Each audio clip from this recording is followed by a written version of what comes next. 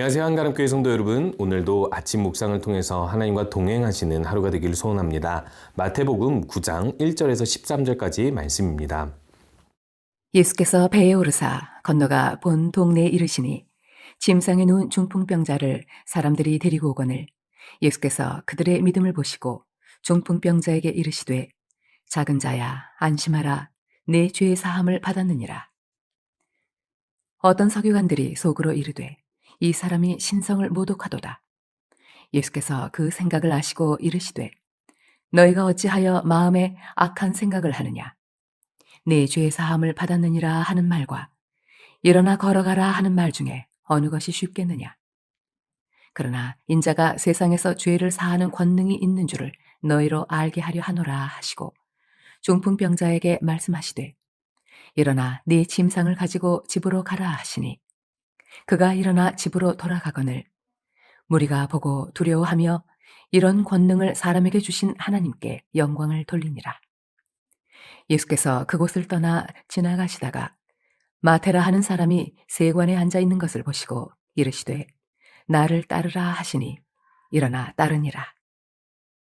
예수께서 마태의 집에서 앉아 음식을 잡수실 때에 많은 세리와 죄인들이 와서 예수와 그의 제자들과 함께 앉았더니 바리새인들이 보고 그의 제자들에게 이르되 어찌하여 너의 선생은 세리와 죄인들과 함께 잡수시느냐. 예수께서 들으시고 이르시되 건강한 자에게는 의사가 쓸데없고 병든 자에게라야 쓸데가 있느니라. 너희는 가서 내가 긍휼을 원하고 제사를 원하지 아니하노라 하신 뜻이 무엇인지 배우라. 나는 의인을 부르러 온 것이 아니요 죄인을 부르러 왔노라 하시니라. 죄는 모든 고통의 원인입니다. 이 땅에 우리가 경험하는 모든 고통들은 사실상 죄로 인해서 비롯하여 발생했는데요. 하나님께서는 이 세상을 선하고 아름답게 창조하셨죠. 완벽했던 이 세상이 결국에는 아담의 죄로 인해서 땅도 저주를 받고 인간의 본성 부패하게 되었습니다. 우리들은 결국 그 죄 때문에 죽음도 심판도 피할 수 없는 존재가 되었고 이 땅에서의 삶을 하나님이 없이는 비참한 삶을 살 수밖에 없게 된 것입니다. 이런 불행 가운데에서 하나님께서 보내신 아들 예수 그리스도께서는 우리에게 무엇을 보여주셨을까요? 당연히 우리가 잘 알고 있는 것처럼 죄를 사하시는 은혜를 우리에게 주셨습니다. 우리에게 영생을 주시기 위함이죠. 그런데요, 예수님께서 사역하던 당시 아직 예수님께서 때가 이르지 않았기 때문에 많은 사람들은 예수님이 하나님 나라의 사역을 하면 할수록 보여주시는 그런 모든 고통의 문제를 해결하는 것 때문에 결국에는 죄의 문제보다는 고통의 문제를 해결해 주는 것 때문에 열광하면서 따라오게 되는 것입니다. 그래서 예수님께서는 잠시 건너편으로 가다라 지방으로 가셨다가 그곳의 사람들이 거부하면서 다시 갈릴리 지방 사역하시던 본 동네로 돌아오시게 됩니다. 그리고 나서 예수님께서는 두 무리를 만나게 되는데요. 그 과정을 통해서 죄의 사함의 권세를 주신 예수님, 그리고 또한 죄인들의 친구가 되시는 예수님을 보여주십니다. 예수님께서 사역하셨던 동네였기 때문에 예수님께서 가다라 지방에 가셨다가 다시 오셨을 때 많은 사람들은 더 많이 준비해서 예수님에게로 나오게 됩니다. 그 중에 독특한 사람들이 있는데요. 그 사람들이 바로 중풍병에 걸려서 몸이 마비되어 움직이지 못한 한 사람을 침 상태로 메어온 사람들입니다. 근데요, 침 상태로 이 사람을 메어온 이 사람들을 보고 예수님께서 이 사람들을 보고 믿음을 보시고 그를 치유하시려고 하는데 왜 이 사람들의 믿음을 보셨다라고 이야기하는 것일까요? 이들은요, 예수님의 소문을 듣던지 예수님께서 주신 그 모든 은혜들을 경험했을 것입니다. 그런데요, 이 사람들이 이 중풍병자에 걸린 이 친구가 죄 때문에 중풍병자에 걸렸는지 아니면 다른 것 때문에 중풍병자에 걸렸는지 명확하게 알았는지는 모르지만 어찌됐든 예수님께서 이 모든 문제를 해결해 주실 분으로 믿었기 때문에, 확신이 있었기 때문에 침 상태로라도 이 친구를 메워가지고 오려고 했다는 것입니다. 이것이 바로 기독교 핵심입니다. 우리가 예수님에게 은혜를 받은 사람이라면, 죄의 문제를 해결받고 고통의 문제를 해결받은 사람이라면, 우리가 영생의 확신을 가진 사람이라면 우리 주변에 있는 많은 죄와 고통의 문제로 허덕이는 사람들을 돌아봐야 하는 것이죠. 그냥 돌아보는 정도가 아니라 그들을 침상채로 메어 가지고 교회로 데리고 오는 정도의 그런 열망이 있어야 된다는 것입니다. 이것을 예수님께서 믿음을 보셨다라고 이야기하고 있는 것이죠. 그런데 이 사건으로 인해서 한 가지가 드러나게 되는데, 예수님께서 중풍병자를 그냥 고치시지 않습니다. 중풍병자를 보자마자 바로 너의 죄가, 작은 자여 너의 죄가 사함받았느니라 라고 이야기를 하고 있습니다.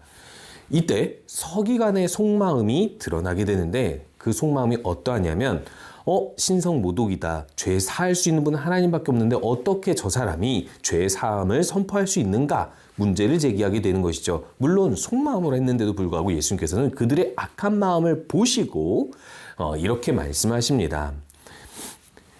이 죄를 사한다는 말과 일어나 걸으라 하는 말 중에 무엇이 더 쉽겠느냐? 무엇이 더 쉬울까요? 당연히 일어나 걸으라 라고 말하는 것이 더 어렵죠. 쉬운 건 죄사함을 받으라 라는 말이 더 쉬울 수 있습니다. 그런데 반대로 생각해 보면 이 당시에 많은 사람들이 죄사함을 받는다, 죄사함을 받아라 라는 말을 쉽게 하지 못했을 것입니다. 종교적으로 대제사장만 속죄일에 할 수 있는 말이기 때문인 것이죠. 무엇이 더 쉬운 것인지 이 당시에는 구분하기 명확히는 어렵지만은 예수님께서 말씀하신 이 정황을 보았을 때 예수님께서 이미 죄사함을 받았느니라라고 말을 하셨으니까 내가 그 다음에 일어나 걸어라라고 말을 한다면 무엇이 더 쉽겠냐? 라고 말을 하는 거라고 볼 수 있습니다. 그래서 결국 예수님께서 이렇게 말씀하시면서 일어나 걸으라는데 실제로 이 사람이 일어나 걷게 되는 것입니다. 이것을 통해서 무엇을 보여주시려고 하는 것일까요? 예수님께서는요, 하나님 나라, 그러니까 이 세상의 모든 문제가 죄로 인해서 왔기 때문에 하나님 나라의 사역을 하는 이 놀라운 권능을 행하실 때 이 권능이 하나님께로부터 왔다면 역시 죄가 고통의 원인이기 때문에 죄사함의 권세도 이런 하나님 나라의 사역으로 고통의 문제를 완벽하게 해결하면 일어나 걷게 해주시는 권능이 있다면 죄사함의 권능도 있다는 것을 증명해 보여줄 수 있다는 것을 보여주신 것이죠. 그렇기 때문에 이 서기관들에게 분명히 보여주신 것입니다.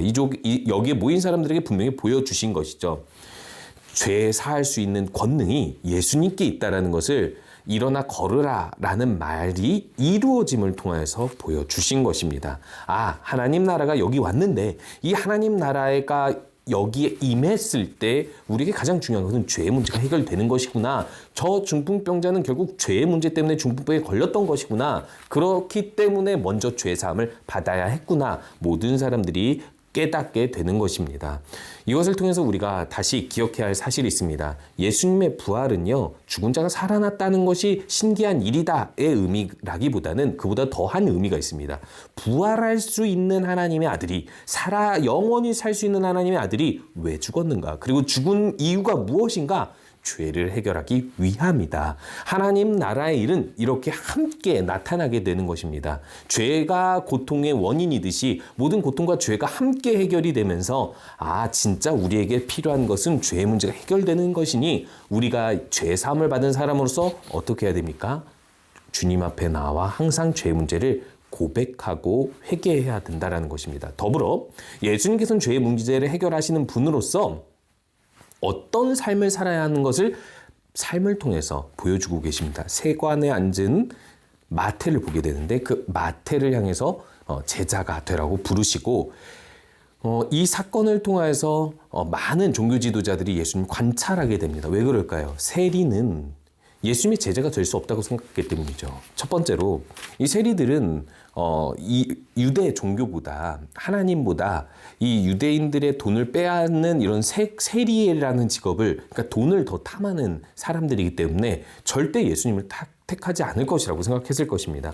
두 번째로는 예수님도 역시 만약에 진짜 이스라엘을 구원하기 위해서 하나님의 아들로서 온 메시아라면 이들이 기대한 메시아라면 이런 나라를 팔아먹은 세리들마저 제자로 삼을 리는 없다고 생각한 것이죠. 제일 중요한 것은 이들이 생각한 것은 정치적 메시아인데 정치적 메시아가 당연히 나라를 팔아먹은 사람을 제자로 삼지는 않을 것이겠지 않겠습니까? 그렇기 때문에 이들의 사고에서는 절대 이것은 성립될 수 없는 사건인데 예수님 심지어 이 마태의 집에 가면서 여러 세리들을, 죄인들을 친구로 삼으며 교제하기 시작합니다. 그래서 많은 사람들이 예수님의 이 사역을 비난하게 되는 것이죠. 그때 예수님께서 이렇게 말씀하십니다. 이들이 세리와 죄인들과 어떻게 함께 잡수시냐라고 제자들에게 문제를 제기하자 예수님께서 말씀하십니다. 건강한 자에게는 의사가 쓸데없고 병든 자에게라야 쓸데있느니라 라고 이야기하면서 병든 자에게 의사가 있어야 하듯이 우리가 긍휼한 마음을 가지고 진정으로 하나님을 섬기는 사람이라면 죄인을 부르기 위해서 죄인에게 가야 한다라는 것입니다. 예수님께서 진정으로 하나님의 아들이라면 죄인에게 먼저 간다는 것입니다. 그리고 죄인들 곁에 있을 것이라는 것입니다. 만약에 죄의 문제를 해결하시는 예수님을 너희들이 알게 된다면 너희들도 죄인의 친구가 되라고 말씀하시는 것이죠. 그렇기 때문에 우리도 역시 죄의 사함을 받은 사람으로서 해야 될 일은 죄인의 친구가 되는 것입니다. 이 세상에 많은 악한 사람들이 있습니다. 죄에서 떠나지 않는 사람들이 있습니다. 하나님을 거부하는 사람들이 있습니다. 우리를 조롱하고 핍박하는 사람들이 있습니다. 그들을 위해 기도하고 사랑하며 그들 곁에 친구가 되어서 죄의 문제를 해결하시는 예수님을 무던히 전하며 주님의 사랑을 전하며 살아야만 할 것입니다. 그렇게 오늘 하루를 사시는 우리 성도님들 되시기 바랍니다. 우리 함께 기도하겠습니다. 죄를 용서해 주신 예수님을 생각하며 주님 앞에 감사하고 회개하는 삶을 살게 해주시옵소서. 또한 죄인의 친구가 되어주신 예수님처럼 많은 사람들의 죄를 담당해주고 그들을 사랑해주고 그들에게 죄사함의 은혜를 전파할 수 있도록 함께 기도하시고 인도의 이윤식, 이춘경 선교사님 통해서 인도에도 복음의 능력이 충만히 나타나게 해주시옵소서. 우리 함께 기도하도록 하겠습니다.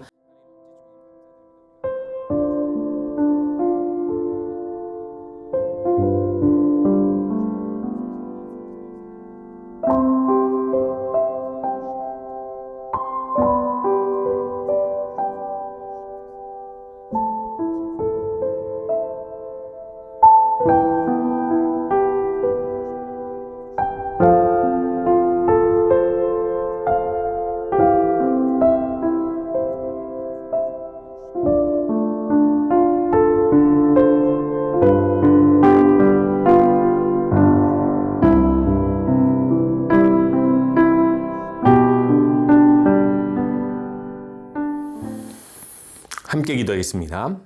하나님, 죄를 용서하여 주셔서 모든 고통의 원인을 끊어내신 예수님을 찬양합니다. 그리고 예수님 앞에 우리의 모든 죄의 문제를 먼저 고백하고 회개하기를 원합니다. 또한 주님이 죄인의 친구가 되어주신 것처럼 우리도 죄의 문제를 해결하신 예수 그리스도를 전파하면서 그 사랑을 전하면서 살게 하여 주시옵시고 인도에서도 사역하시는 윤식 이춘경 선교사님에게도 함께 해주셔서 복음의 능력이 그곳에 충만히 나타나게 하여 주시옵소서. 예수님의 이름으로 기도합니다. 아멘.